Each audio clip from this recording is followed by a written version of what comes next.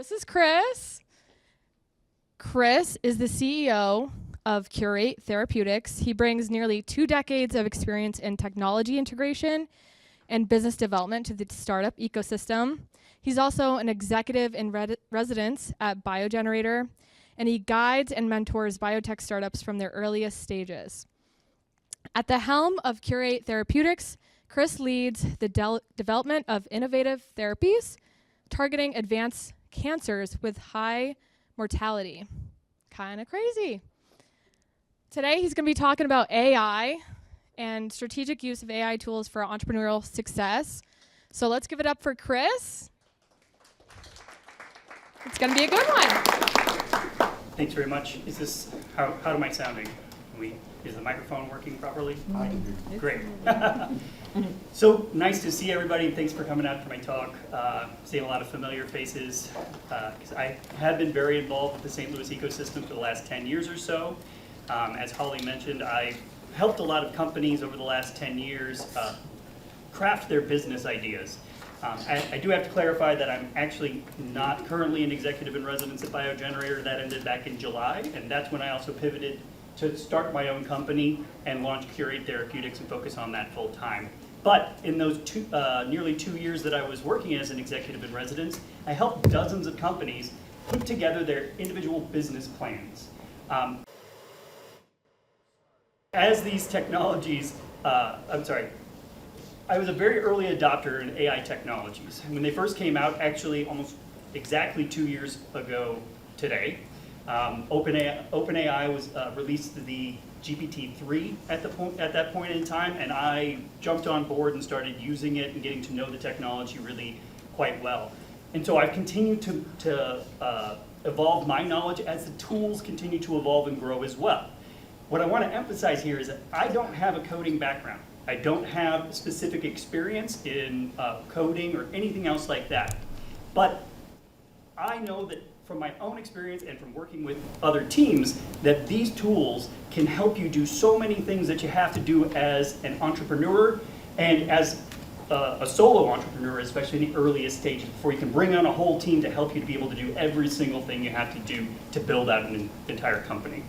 I got to throw out a disclaimer first because I'm going to do something a little bit later that needs clarification. So this is for educational purposes only. I'm gonna be using some things that are copyrighted material. I do have my own copy of the material, the physical copy, but we will be using a PDF to be able to train the AI bot to be able to have some specialized knowledge. It's gonna come up a little bit later, but just so everybody knows, this is purely for educational purposes, and therefore should go under fair use.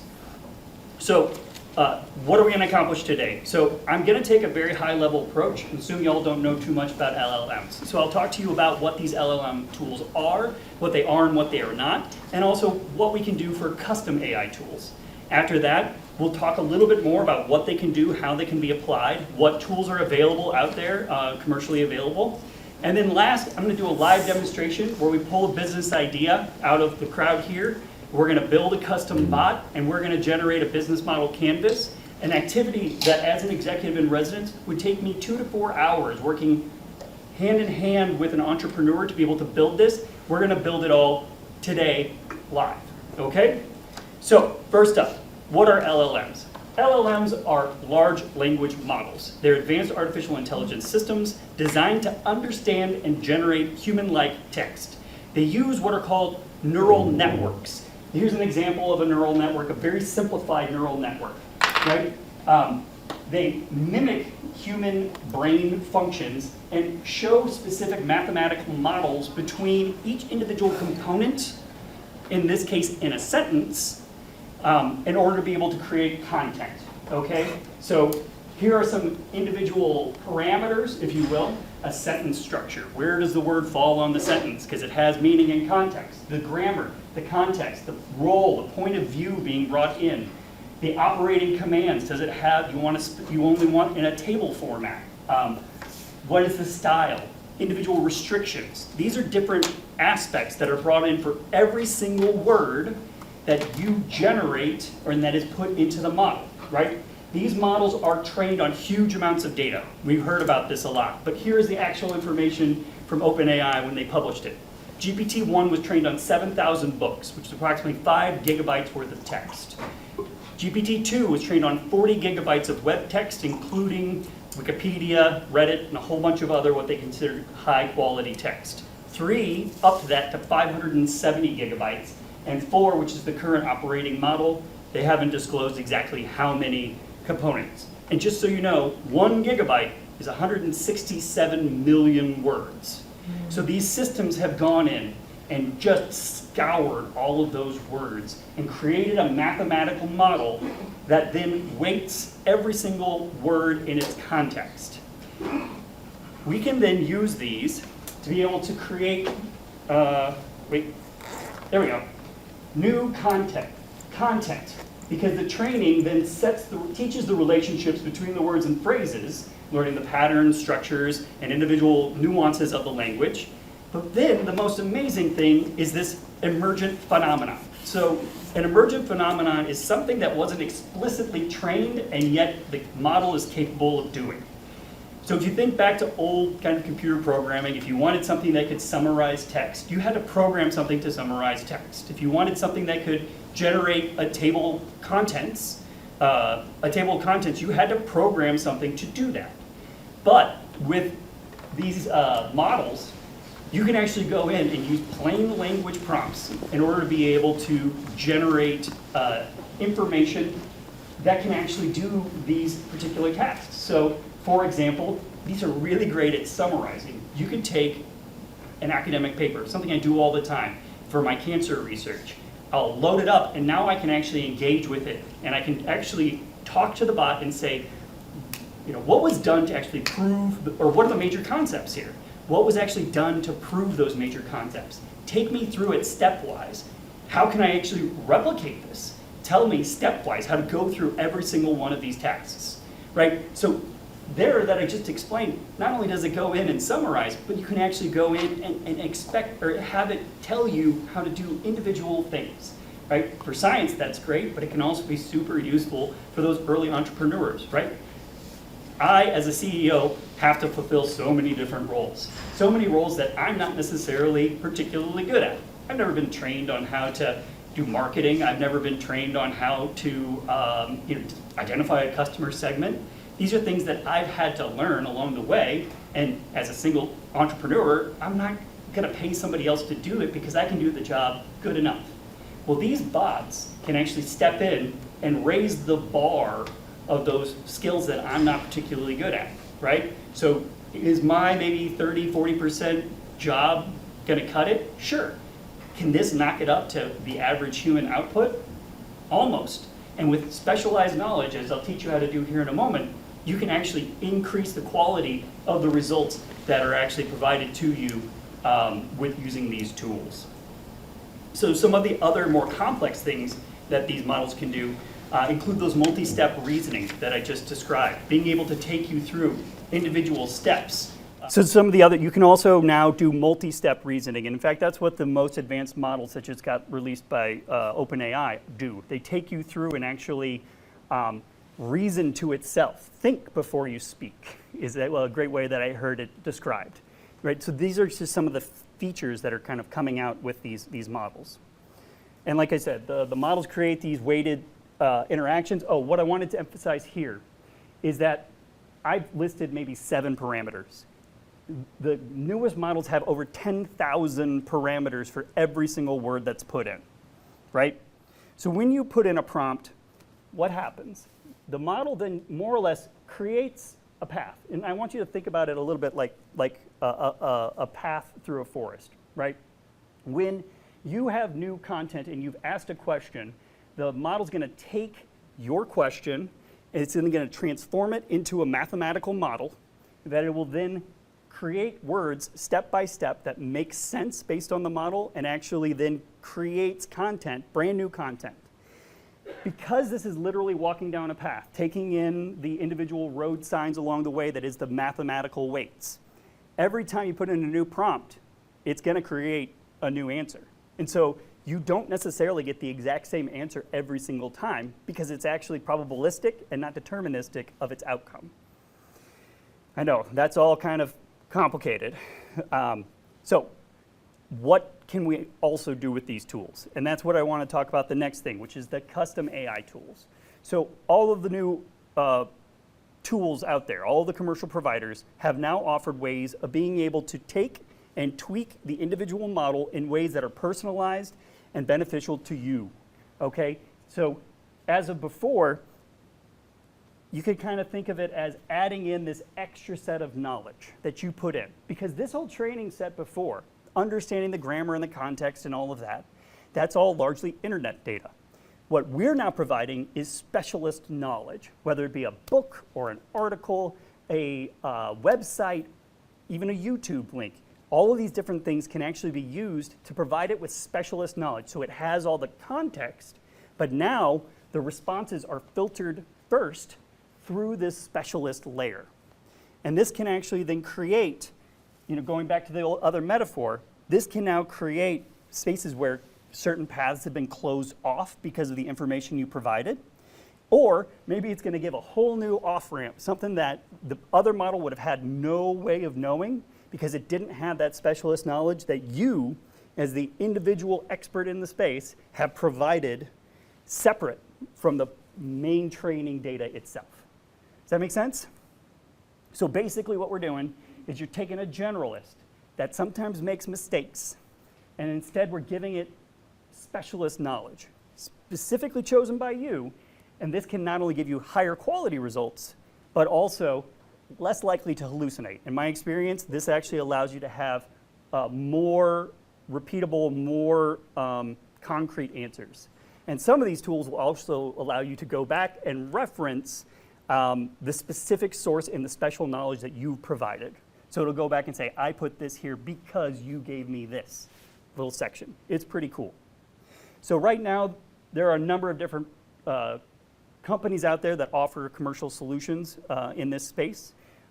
Each of them costs around $20 per month, which is it's an expense, but it is a pretty reasonable expense when you consider the amount of capabilities you can get out of these tools, right? The tool that I'm going to run through later, we used to have an advisor at BioGenerator that would charge about $1,000 an hour to be able to help somebody come up with that, and now we can do it faster and we can do it for $20 a month. I mean, the value there is pretty clear. They do have their own constraints. Anthropic, which is known for its ethical approach to AI tools, does not go to the website, or does not go to the internet. And you can put in very large context windows, like you can add in a lot of external sites, but there are some constraints there when it comes to actually generating results. OpenAI is known for, kind of being the first to release a lot of these new tools, so you'll get access to the cutting edge tools, but the input window is actually smaller than both Google and Anthropic. Here, actually, I haven't had the time to fully update this since I even wrote this, because a new tool has come out from Google called Notebook LM that allows you to add up to 50 individual sites and individual sources as that custom training layer, so you can really provide it with so much specialist knowledge. And I've even used this for my own research, where you're able to go in and provide a bunch of review articles or whatever and have it analyze those for major trends and ideas that are coming out of those specific spaces. One of the cool things about Notebook LM2 is that it makes these custom podcasts with synthetic voices that sound unbelievably real. It's one of those things that I like to show off because it just blows your mind. If you haven't got a chance to play with it or see it yet, I highly recommend it. I don't think we'll have time today, but it's a really cool tool. So what are some of the custom AI bots that could potentially be out there? So the quintessential tool that a lot of people know are these HR bots. So one of the very first applications were what were called RAG models, or reference automated generators. I think that's what it stands for. Basically what it does is it takes one particular document and makes the AI an expert on that document, right? So in that case, what the HR bots could do is you could give them your HR policy, and if somebody had a question, how many days of vacation do I get? What's my paternity leave? What's my FMLA? All of these different components, the bot can answer it, so an HR specialist doesn't have to. Other tools that I use, one is the Business Advisor. So I actually have one that has, we're going to build a simple one, but I built a more complex one that has more books that I have that I found a lot of use and insight from. And now when I'm building out a business model, I can actually use that to provide feedback and skepticism, scrutiny, and guidance on how to improve the document overall. A company assistant, this has all of my company documents. I gave it my incorporation documents. I gave it SEC rules about what it takes to be a C Corp. I took IRS guidance documents. And so now I can actually go in, I can query it, and I can say, when are all of my tax deadlines? And it'll just provide me with a list of critical deadlines for all of the things so my company can stay compliant. I can also use it to draft memos. I can use it to draft corporate documents, and I can just have it generate the document like that instead of having to either write one myself or have a corporate assistant who potentially would be doing that as well. I do a lot of grant writing for my company, which is very early and scientifically based. I got to engage with agencies like the NSF, the NIH, DOD. Each of them have specific requirements for submitting a grant.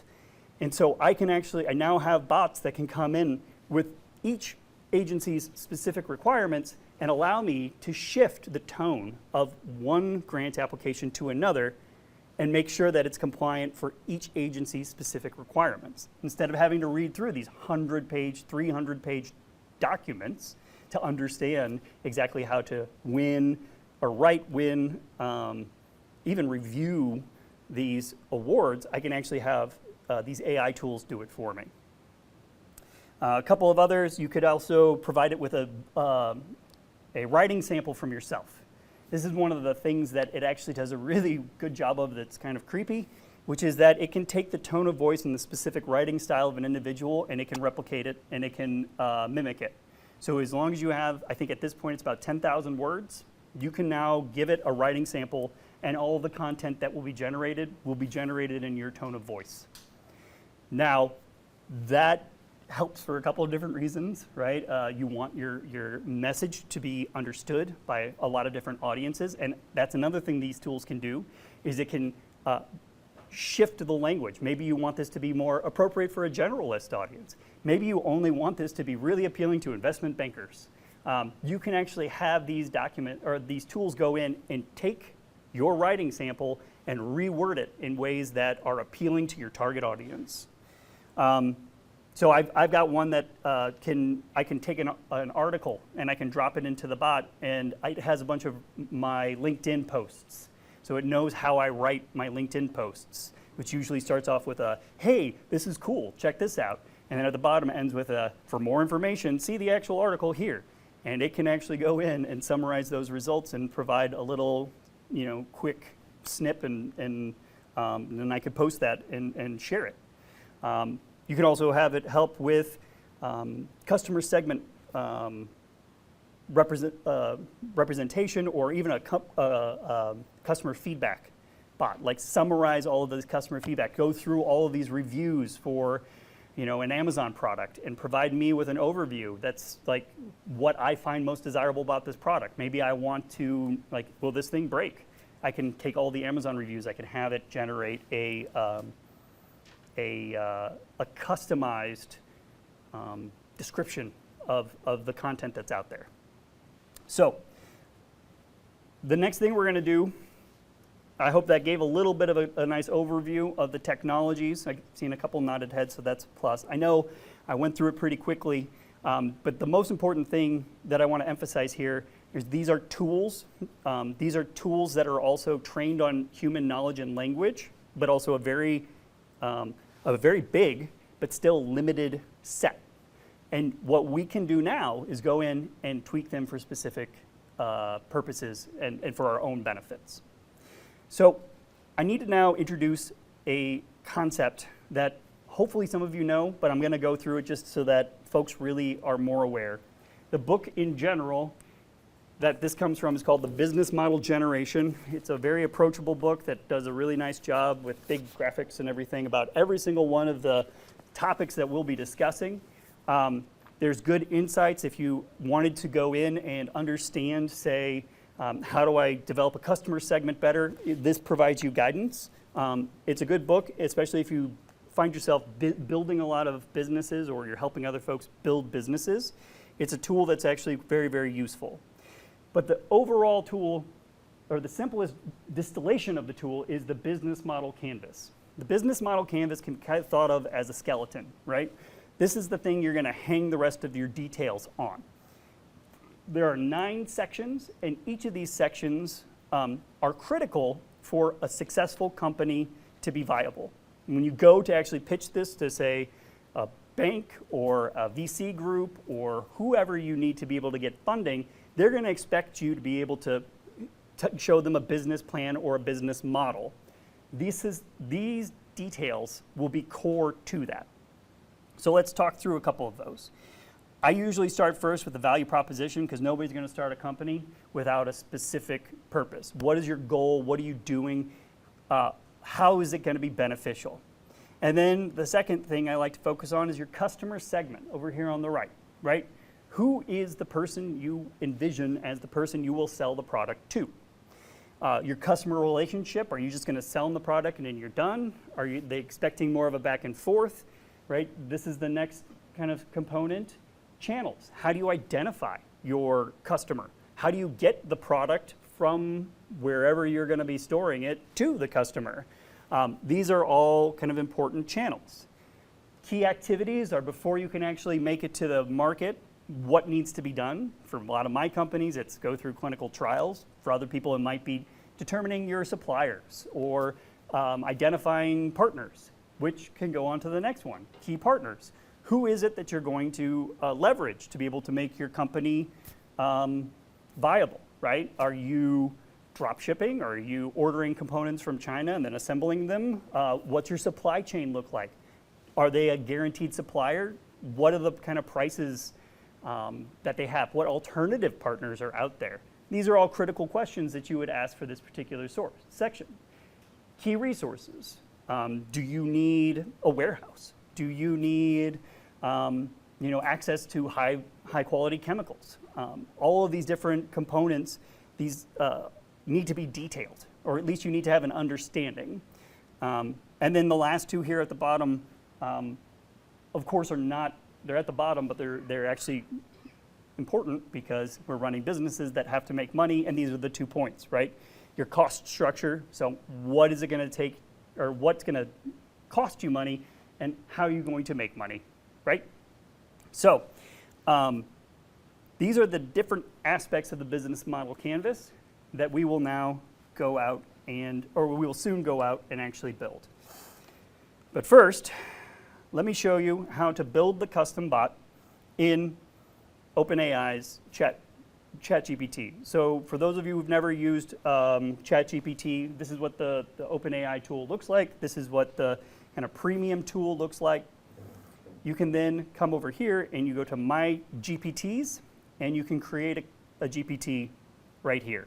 Now, when these first came out, they didn't have a lot of great tools, and I actually built a bot to help me write bots. My bot builder bot, ironic, I don't know, I thought it was funny. But now they actually do it all through plain text. So we'll just quite simply say, I want to make a tool to help me build a business model canvas. And now it's going to come back and provide me with more prompts. I like actually framing these more as like coaches, right? Because so much of these tools are coaches. You don't actually want it to just give you an answer. You want to tell you how to get to your answer. You want to then learn it yourself and provide it with answers. Because at the end of the day, even if this can spit out a business model canvas for us, you're the one who's going to have to go out into spaces and defend it. You're the ones who are going to have to go out there and sell it, right? You're the ones who are going to have to go out there and take your passion that drove you to want to create a company in the first place and translate that out into the market. And this is just a tool to help communicate that. And then on the other side, you're the one who also has to actually turn that into a reality, right? But these tools can rapidly allow you to take those visions, put it into a language that investors want, That way you can focus on the important thing, executing on your plans and ideas. Let's call it the business model canvas coach. Not couch, coach. So now it's going to go in and actually provide some information over here. You'll see it actually pops this up. That's a cool little image. Sure, it just made it up. That's through the AI image generation. This is just so that later when I'm scrolling through all of the different screens and whatnot, it can show me. So we'll say, I want this coach to be collaborative and provide guidance on specific segments in the canvas. Take the user through each segment stepwise. So what I've done there is I've given it what I want it to have as in terms of a tone of voice, right? Yes. Use the tone of and this is actually one of those things that becomes a bit of the emergent phenomenon that I talked about before. You want to actually give it a persona that is in line with what you would want.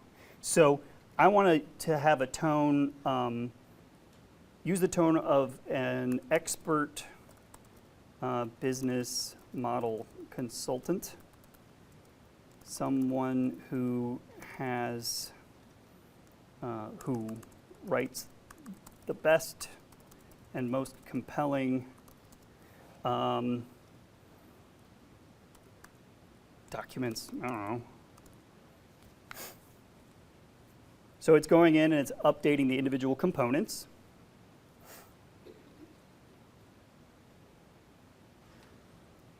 All right, I want to provide some custom information, specifically the business model generation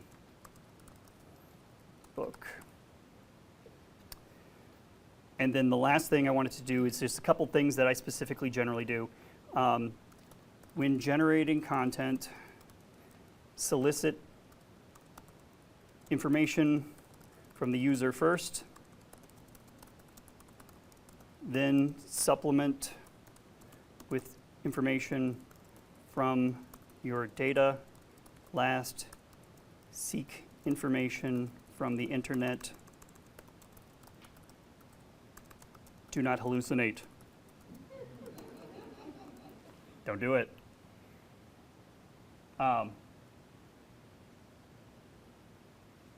Now, this is the part that kind of had a little bit of a disclaimer at the top. We're just going to go to Google. We're going to say business model canvas strategizer.pdf. And then I'm going to scroll down. Oh, look, University of Kentucky. You provided an entire PDF. So now that whole book that I had right there, I now have a copy of it. And now I'm going to go in and over here under configure. So here you can actually see it's provided all of those instructions in plain language. This GPT acts as an expert business model consultant, guiding users through constructing a comprehensive and compelling business model canvas. Those were all words I gave it. I didn't put it exactly like that, but all of these are now included, right? Drawing insights from the renowned business model model generation book, it expertly navigates the 9 building blocks. It even laid out those 9 building blocks, right? Takes a step-by-step approach, offering polished, professional insights, exemplary suggestions, and thought-provoking questions tailored to users, industries, and business stages, right? I mean, that sounds pretty great. Now, I'm going to give it that tool that I just downloaded. And one last little, you want to make sure it still has web search, right? Because we said that's one of the things we're going to do. And we'll create it. So, with that being said, who's got a business idea? Anybody? I got one back there. International teacher recruiter. Okay. I want to build a new business that recruits international teachers from abroad, right? Oh, to go abroad. Okay, let's see what it has to say. So, step by step, first up, customer segments. Schools and education and institutions abroad makes sense. Teachers seeking overseas opportunities, government or non-governmental organizations. Would you mind moving up a little bit closer? That way we can chat, because I'm going to pick your brain a little bit as we go through this. Because you've given it some thought before, so we're going to rely on your expertise to flesh this out a bit. So, who would you focus on amongst these? Who do you think would be the most important segments that your company would benefit? I would go with the second way to build relationships with schools so they can share with me their. Perfect. Thanks, man. Say it again. I would say going from building the relationship with the institution. So schools share with me their list of open, job openings, so I can help them find suitable candidates. Okay. So, oh no, it gave us a, look at that. I didn't realize it kept going. I just stopped at the beginning.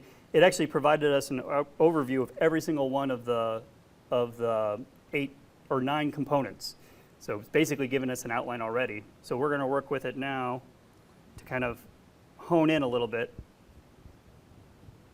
And that's what can coincide with the book that you uploaded? Yeah. So like it can pull in from the book specific things. So say on customer segments, we would say, I'd like a little bit more insight. It can provide ways the book suggests that you would identify your different customer segments. But I'm actually seeing now, I'm not a huge fan of the way this is going it. I want to go one section at a time and not do all of it. So Perfect. hold on one second. We'll go in and update that. And we'll say, update this so that it only generates one section at a time.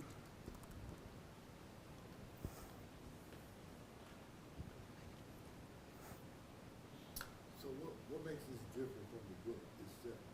Well, you can read the book too, and I highly recommend it. But it's faster, and it can actually then provide the expert knowledge, right? Before, you may not have noticed, it actually, when I first said I wanted to make a business model canvas, it already had listed the 9 sections. So it knows what those are. But in terms of the specialized knowledge that's actually in the book on how to really identify customer segments or whatever, and the recommendations within it, you got to provide that extra knowledge. So now, GPT offers a single section based on user inputs or queries, right? So let's update that, and then I'll go back to your original idea, Misty, and we'll try this again. Perfect.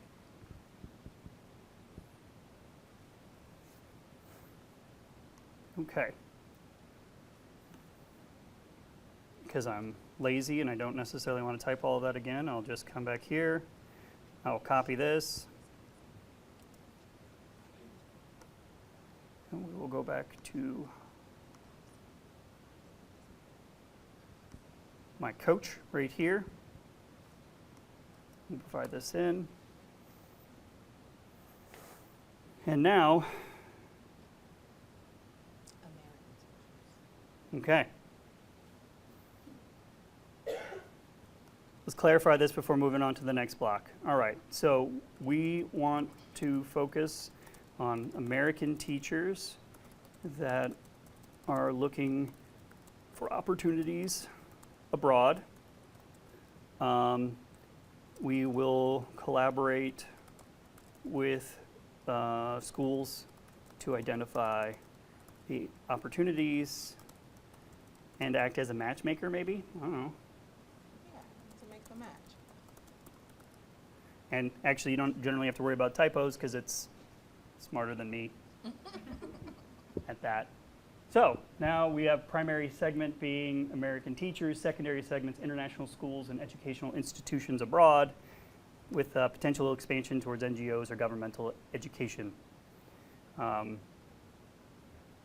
then it's also giving you a little bit of how you can potentially phrase this. Like the teachers, to a certain extent, are the product you're offering to the schools, right?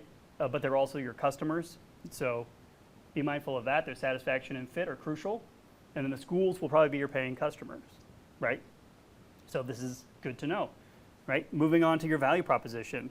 Let's define it. It already kind of gives us a little bit of a value proposition. For teachers, you streamline the job placement. For schools, you have access to vetted, motivated, and well-matched teachers. It's a great way of putting that, right? And it just kind of came up with that itself. Do we have other value propositions you think we would want to throw out there? Yeah, like building an adaptation course. So sort of a buffer or professional development that couples with the transition from home to abroad to help them settle into a new culture and adapt. Okay. While I'm thinking about that, what about creating like an online community to be able to like help do the matchmaking and everything? I don't know. I was thinking of that. I was sort of looking for that tech component. How can I post those? So let's say what it has to say with that. Great additions. Well, thank you. See, this is why it's a coach. Supportive. It's giving you some recommendations.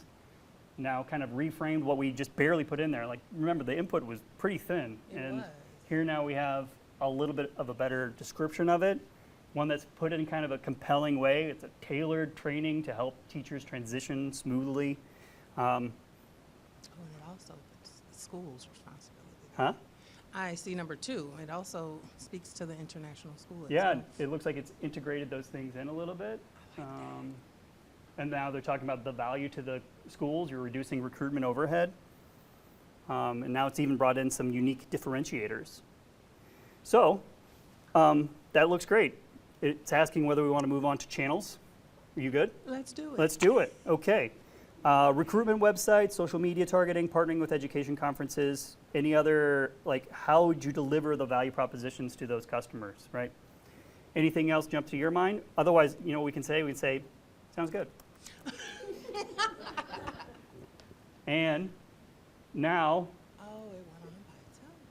it'll actually flesh out those channels a little bit more. Now we have more detail. Before it was just asking, do you have more? Now it's actually providing us with some specific references, right? So targeted platforms like Google and Facebook.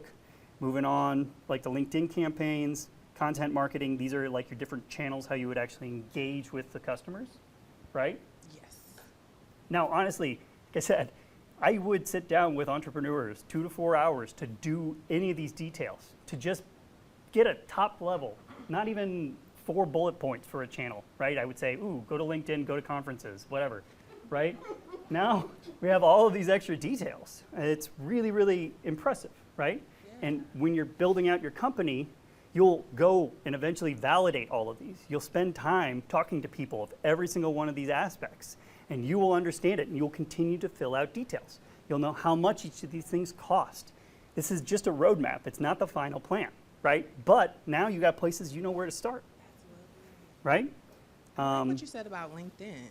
Oh, it said Wanna up see? here, like on the second. So first it said Facebook, and so targeted ads, and then there LinkedIn it campaigns to engage international school administrators. Okay. Kind of makes sense. It does make sense. It makes total I just sense. wanted to ask you a question. Yes, sir. I just left a conference, a meeting, just talk about American schools needing teachers. Yeah. We're now bringing in teachers from other countries. So now you're gonna be sending our teachers to other countries, and we're gonna be bringing teachers from other countries to our schools because we need. Yeah, maybe you want it both ways. I love that addition because when you meet people abroad, that's one of their dreams. Oh, I want to go to the U.S. They want to, Well, they want to come here. I don't know so much now.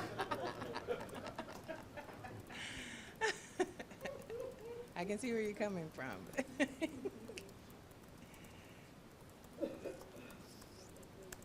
So I just took that.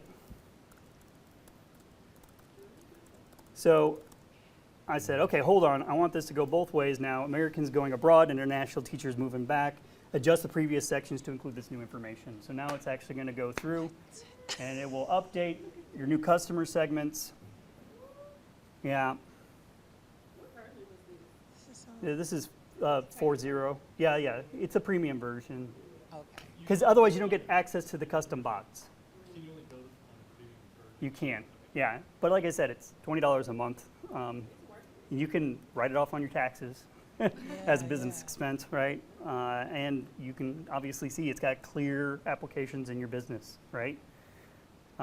Here's your updated channels.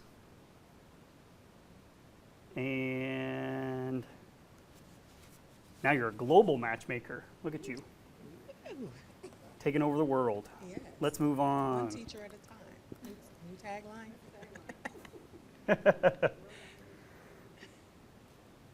All right, so here's your different customer relationships. So what will it look like between all your different segments, right? Pre-placement guidance, dedicated support teams. And these are things that just volunteered. Did we even talk to it about, like, We did not. we gave it a little bit. We said we wanted to be able to give it some coaching on how you would, like, adjust to a new place. Yeah. So, but it's now, it came up with this term, pre-placement guidance. Well, I like that, right? I do too. Pretty good. Community-driven Thank engagement. you, ChatGPT. Yeah. Okay, so was this open GPT or was this Google? So this is OpenAI's ChatGPT. Yeah. But you can do similar things with the Google tools and with Claude and Anthropic's tools. Automation and personalization. Okay. I honestly didn't take a super close look on those because we're going to just kind of keep rolling, Of course. if that's okay with you. Yeah. But if something jumps out at you as we're scrolling through it, you know, like I've shown, this can be dynamic, right? You're working with this tool to build out the thing, right? And it's a coach as it's taking you through each of these different components. So let's move. It asks, would you like to emphasize any special relationships? Let's move on. Okay. Or unless you wanted to, was there Special relationships. any specific, any tactics? Because this is what it's looking for. Maybe like a tour guide. I don't. U.S. embassies. Great. The consulate. Yeah.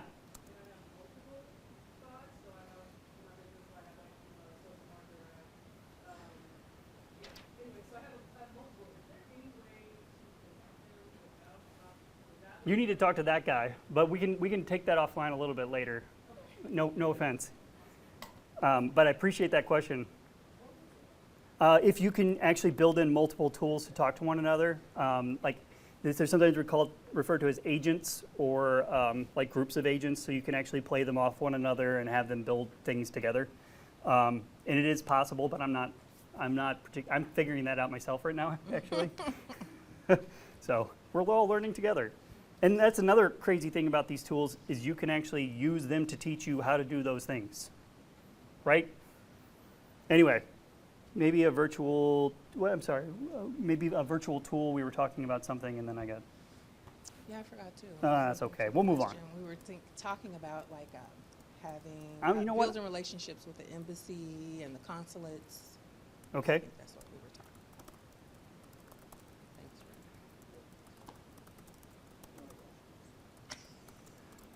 Ray. Actually, I just randomly had a thought. How about we build in a VR tool to help with Like seeing where you're going to be Yeah, before yeah. you get there. Oh my with goodness. integration. That's awesome. Visas, etc.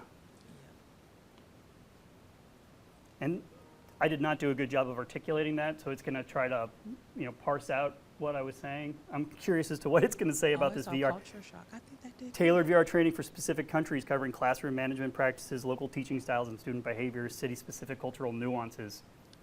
That's All I said was amazing. VR tool, right? And it came up with those. That seems like a pretty solid use it's case, right? necessary. You need that look into where you're going before you actually And again, like, place feet on I'm it. finding these tools to be so helpful because you've thought about your problem, you've got some clear answers, but this can give you like a suggestion of something that it never occurred to you, hadn't thought about.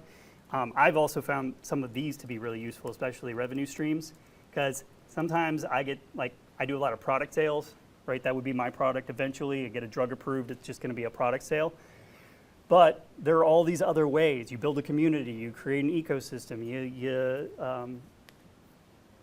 so here we see, placement fees, cultural adaptation courses, membership subscriptions, the online community aspect, overall add-on services. And then again, from the school's perspective, recruitment fees, subscription plans, training, support services, and then secondary revenues. Can you get government or corporate sponsorships, advertising and partnerships built in, upselling training models? You could do a freemium model sort of thing, right? Actually, you know what? Yeah, here you go. It says freemium. Anyway, let's emphasize the freemium a bit more. It says how aggressively you want to monetize these offerings. We'll Show me the money. We'll operate at a loss at first to increase customer base. That sounds pretty realistic. I mean, that's also what VCs always do, right? You want to grab as much customer as you can, and then once you're big enough, then you start. I mean, that's why Amazon costs more and Uber costs more and everything else, because it was all subsidized for a long time, right? Yeah. So now it's actually describing some of the features that might be on that freemium model, right? Your free tier are these, and then the premium tier, that's where you start coming in for the VR cultural adaptation. And even gave us a volunteered pricing model. Well, I don't know if that would actually be tolerated, but that's also what you do. You go out and you validate these things, right? You'll go out and you'll eventually talk to people. Is this a reasonable cost for these sorts of products? Seems like a pretty nice price point. I can do a lot for $20 a month, right? Especially when you have a lot of people paying. So in the spirit of keeping this moving, we're going to move on to the next one. This freemium approach will allow your business to build a strong user base. Sounds good. Let's move on. So what are our key resources? You'll need a digital platform and technology. You'll need a VR tool development because we complicated things there a bit. Had an error. And like I said, each one of these individual responses, you can regenerate them, and they will actually be different because it's probabilistic, not deterministic in terms of the content that it creates. So even then, if you don't like a particular thing or you want to further detail, you can work with these as a coach to really kind of continue to detail out or work out those details. So it even kind of mentioned here, it can't hear me, I swear, but financial funding for the freemium growth. You'll need capital to sustain the operations while you're still working from that kind of negative loss, initial loss making phase, right? Correct. Okay. I didn't get a chance to read those closely, but we're going to keep moving. Okay. Next section. I'm not even going to tell it, go with key activities. I never even considered using AI like this. You're actually talking to it. Yeah, So much now that it gets to know you and Yeah. it suggests based off of. exactly. already And you said. can build these bots for all kinds of different things. I mean, you hear now about folks who are using these as like therapists. Now, I don't know if I would trust OpenAI with all my dirty secrets, but I'm trusting it with my business ideas, right? So who knows? That's funny. My best friend. Oh, there you go. Aw. You're looking ravishing today. So our key activities, you need to recruit people, both from the teachers, the screening and vetting, the teacher school matching. You'll need to develop your VR whole thing as well as your course. And actually, what we'll do is we'll say, Well, actually, it's given us a lot of different things you would need to do for this company, right? Marketing and branding. Marketing Oh, and yeah. branding, data collection and analytics. Sure. Let's Can you go ahead. ask it to come up with a logo for you? Let's do it at the end. Okay. Yeah. Because what we're going to do is we'll actually have it create the entire canvas and provide us with a total overview. And after that, while it's fresh in its mind, I'll ask it for an image. Oh my goodness. Next. Not even going to say anything else. Key partnerships. Oh, yeah. Is that government and embassy relationships we talked about, educational institutions, schools and education, technology partners. Yep, because you're not going to do it yourself. In the beginning, I would look. So this isn't necessarily going to give you a great competitive analysis, but you can build other tools that have access to market reports and whatnot. And in fact, you could even go in and ask where good sources are. That's one of the things I really like to use these for, is identify high quality sources of data. And it'll tell you, go to the public library, go to Statista. They'll tell you, like, you can get demographics, how much money is spent for whatever customer segment you are looking at. So instead of going for like a worldwide global domination sort of customer segment, maybe you only want to look at Missouri teachers or St. Louis teachers, right? And maybe that's just your initial customer segment. And so you'll really want to understand that customer base better. And you can ask the tools to tell you where to get that data. Again, especially with that granular data, I would highly recommend you go out and find a high quality source and provide that as an extra training set. I think I saw a question over that way. Sorry, did you insert the PDF of that document while you were building? Yep, Okay. I did. If you hadn't inserted that, it would have tried to pull from what it understood of that book. But if it didn't have if it didn't have access to the book, it wouldn't otherwise. Yeah. But that was online. It is, and Wikipedia actually does a very extensive job explaining this book, and you can get a lot of the general insights from the Wikipedia entry. Now, that being said, the specific guidance on how to be able to flesh out the specific sections, that's only in the book as far as I can tell. And so you get that extra layer of knowledge, and from my perspective, more importantly, by providing that extra training layer, you're really making it an expert. You can give it the roles, you can tell it, hey, I want you to be an expert, by really providing that physical knowledge, that PDF that has the knowledge that you value and you desire. It's going to channel the responses through that first. And so it gives you a more consistent and focused outcome. Sure. So cost structures. You know what? I think this has gotten pretty lengthy here, It has. but it even gives you a cost breakdown by category, which is kind of nice. So like you would eventually put a pie chart together that, you can take that out. It's kind of nice. And now we'll just say finalize the canvas. So now it is going to generate, and I even wrote canvas, thank you. And it's going to tell us. Actually, you know what? Before I do that, I stopped at mid-generation. I'm going to say, with all of the new knowledge we've discussed, make a new value proposition, because now we've actually added more details. And so that first value proposition we did may not be, as clear as we would want it to be. Okay. So now,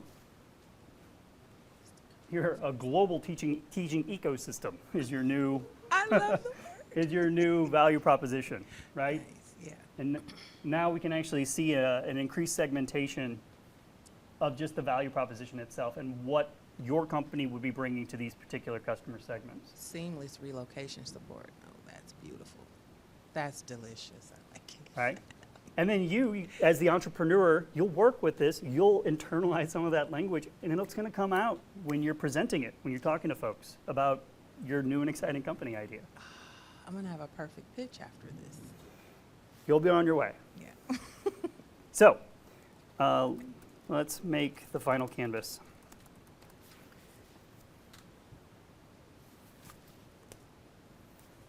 So, these of course are much truncated because they're just pushing it out. These are the sorts of things that you would be able to easily print and keep with you.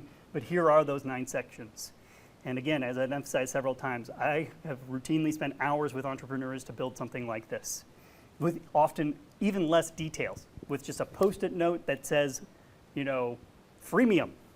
And that's it. And it's up to you to then come in and specify some of those details. But now we've got a detailed response to every single one of these sections. I teach a social entrepreneurship class, and the assignment for the students next week is to create a business model canvas. So this is making me rethink what that's going to look like in the future, because they're going to do it, you know, with a PDF and entering things in there. But this is really cool. Good. Thanks for that feedback. Yeah. So we wanted to make you an image. Make an image for this new company that is compelling, exciting, and evocative of the specific values of this company. Also, suggest a company name.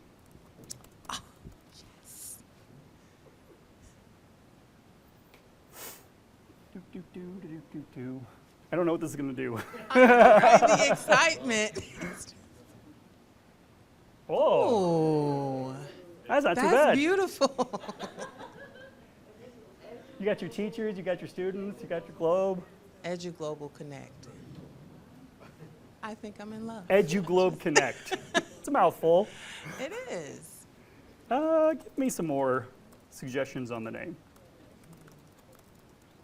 Just because that's just, it's a mouth. EduGlobe. I don't know. Yeah. TeachBridge. But you know, again, like when you're just ideating and you're coming up with things, it can help you really create new suggestions. I like that one. EduAtlas. That's interesting. Not bad. Yeah. Interteach. Well, we are right at the time now. I hope this has been somewhat instructive and helpful. I will be around for additional questions and answers afterwards. Please use AI tools. They can accelerate your business, right? I don't have the budget to go out and hire experts in every single one of these spaces, but I can now use these tools to create expert output, to be able to access those skills without actually having to really, you know, bring somebody on board to be able to help me do this. So I hope you learned something. Thank you all for your time and attention. Thank you. Really appreciate it. I got 5 minutes for questions, absolutely. I've got one way back there and one over here. The microphone's up here, though, so we'll start over here. I don't know if you can speak to this, but do you know anything about the security surrounding ChatGPT? We just entered her whole idea. I want to know who can access all of this. How easy is it for somebody to come and say, ooh, I want to be transcend teach and like kind of gain access to all this info? Totally fair. So at the very beginning, I never actually used any of this for private information or information that I've been working with clients to do until they gave me the option to opt out, which was only about 6 months ago. Otherwise, I was only using this for publicly available information, and that's it. So now, because I've completely opted out, your idea is still safe and here in this room, although it will also be broadcast eventually on YouTube. So I'm sorry about that. So this is opting out for the training, because part of it is that by engaging with the tools, they're going to be using the way you interact with the tools to train the new models. But now you can opt out. So I would highly recommend going about doing that sort of stuff. Yeah, but with the free models, if you're just logging on and you haven't paid for the extra, you don't get to opt out. Sorry, Misty. I will 100% share that with you. So I have a 3-part question. So can this help a person go from conceptualization for a product to creation? How does this work with proprietary information or not yet patented ideas? And how does ChatGPT's help fall under intellectual property ownership? Sure. So first answer, yes. It can absolutely help take a product and be able to develop it. I've actually used it in my own scientific research to come up with ideas and formulations and whatnot that did not exist before. And all of those are proprietary, you know, but it is being used on a somewhat open platform. And OpenAI and ChatGPT do actually have access to that data in and of itself. Now, it also comes down to the question of, is your data even actually distinguishable and valuable enough that they would be able to pick it out, right? They're doing much broader trends. They don't actually care that a person's using it as their best friend or their therapist and what you're putting into it, because they're using it more for the training purposes rather than what is unique and patentable and valuable to you. So I think the risk there is pretty minimal. I've talked to multiple patent lawyers about whether OpenAI and ChatGPT is an inventor or has inventorship rights, and it does not. It's explicitly in the IP rules that it has to be a human in order to be an inventor, to be able to be patentable, to be able to copyright. All of those things are up to the human themselves. Now, you could go take that picture that we generated and slap a copyright on it, and now it's yours, because you're the one who owns it, right? Because you own a copy of a physical copy of it, and you put the copyright on it. So I hope that kind of addresses those questions. A great presentation. I just wanted to add, I guess, to the proprietary information stuff. Instead of going to OpenAI, you can also run your models locally. Yeah. I will look into Ollama models. Yep. That's what I use a lot. Yeah, and if you want to know more, just talk to me after. Ollama. Yeah, so Meta put out their own models called Llama, and they are open source models. You can download their entirety, because we often talk about how these have huge amounts of data in them, but the mathematical set that comes out from that gigabytes and gigabytes of data is not that large, and actually can be operated locally on computers that have fairly, like, not even the most advanced compute powers can use these models locally. That's another thing that I'm trying to figure out myself. I loaded it onto one of my laptops and it just kind of exploded because it was not smart enough. So I need to basically buy a desktop that I can run one of these off of. But that is a great point. Thank you for bringing it up. One more question, anyone? Yeah. Up front here. Is GPT a person? GPT is not a person. GPT can make us think that it is a person because we as humans really want to actually see, we personify all kinds of different things, but it's not a person. I need to re-ask the question. Is GPT a person? Yeah, and it is not, but it sure makes us feel like it is. But it is just a set of math. Well, I guess my question is it considered legally a person since a corporation is a person? So that's a great question. So the courts have not ruled in or like weighed in yet. Yeah, but it's a fair point. If corporations are people, why not bots? But it hasn't been clarified yet.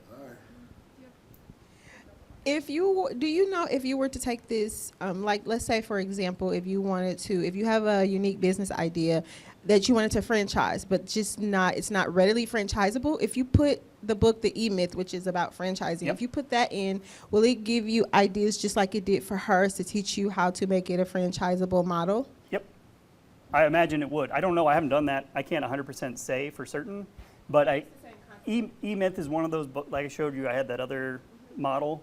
E-Myth is one of those books that I have in there, and it does explain why it's always wanting to offer me franchise options. That's it. Do we you want can to talk chat to him afterward. after? It's an easy one. I'm just curious. Yeah. I'm curious as to if you use any resources for prompts. So I actually have a bot that I use for prompt engineering that I can do, but after all of the time that I've spent, you start to pick up on the different trends that you want. You really want if you're doing like a one-shot prompt, the best things you can do is give it a role, give it an output, like what you desire from it, and give it some basic guidance on what you want to do. And the more specific you are, the better the response actually is, right? Because you're basically giving it those different guideposts. And you're telling it, this is where I want you to be, this is the voice I want you to have. I want it to be understandable by a high school grade level audience. Like, you can really go in and tweak all of those. But if you find yourself doing that over and over again, you can build a custom bot to be able to help you do that. And if you need something that's super complicated, instead of just typing out one massive prompt, you can actually use those custom bots to be able to do it as well. Make sense? Cool. Thanks, everybody. Appreciate it. I'll be around a little bit longer. Thank you, Chris.